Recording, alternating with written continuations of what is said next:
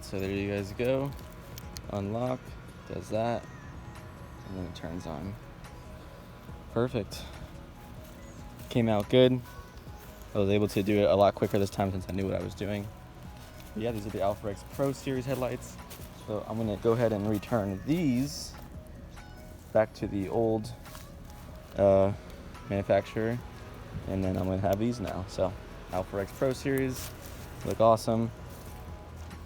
So you like this, and then when you lock it, it does that. Cool. One more time. And then lock it. Bam. Cool.